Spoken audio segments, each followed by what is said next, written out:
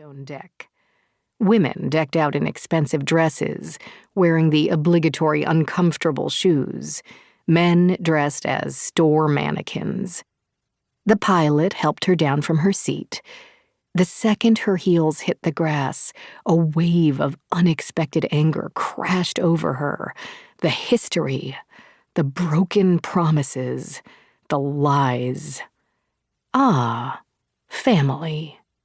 She shoved a creeping sensation of doom aside and plastered a smile on her face that she hoped telegraphed a fraction of the "you bitches are in trouble" emotions surging through her. Uncle Jay, Jason Oliver Moorewood to be exact, made the first move. He mindlessly handed off his glass of champagne to the woman hanging on his arm. She was just his type. Pretty in an understated, wouldn't dare wear too much makeup kind of way, likely in her 50s, because Jay had a thing for women of a certain age, that certain age being any woman who had lived long enough to collect impressive trinkets and stockpile money.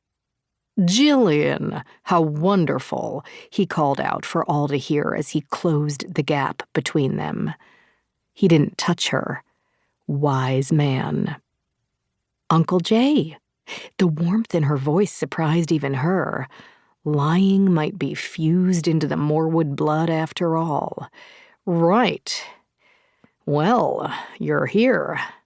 Absent a call so we could prepare. Typical, he said, and then without warning, reached out and gave her a hug that went on just long enough for him to whisper in her ear, "Do not make a scene." "Don't tempt me," Jillian whispered back. "We're in the middle of an important party." He stood back far enough to keep a hold on her arms, likely aiming for some sort of loving, "look at you" gesture to impress the assembled crowd. The perfectly tanned and vacuumed skin on his forehead didn't move as he performed his devoted uncle act. "You should ease up on the Botox." Okay, not nice. The words slipped out, but in her defense, she'd been holding in years of pent-up sarcasm. That sort of crap was bound to spill over sooner or later. To his credit, and as a result of a lifetime of practiced pretending, he didn't show any sign of surprise or anger at her unexpected presence, even though both had to be festering inside him, screaming to get out. Only a slight twitch in his cheek hinted at his annoyance. Never tried it. She pulled out of his hold, disconnecting from him while wearing a smile that threatened to crack her back teeth from the force of it. Totally believable. He looked like he'd stepped out of the most recent edition of Healthy Living for Rich White Dudes magazine, something she assumed existed. Tall and totally put together, trim from riding ponies or wrestling them or whatever he did with ponies. His navy blazer even had a crest on the pocket.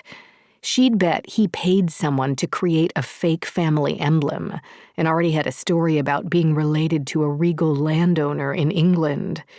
Likely insisted he was a distant cousin to the Queen because Uncle Jay would not settle for anything less than royal lineage.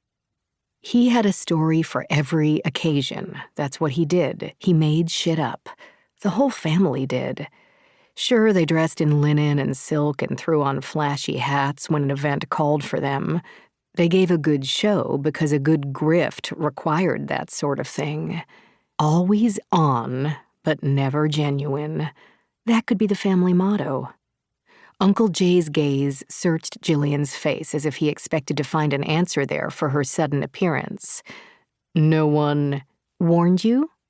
Told us today was the day. We could have sent a car to pick you up." He looked ready to corner his kids and demand an explanation, but schooled his expression a second later. "Hello." The woman who hung on Jay's arm earlier rushed over.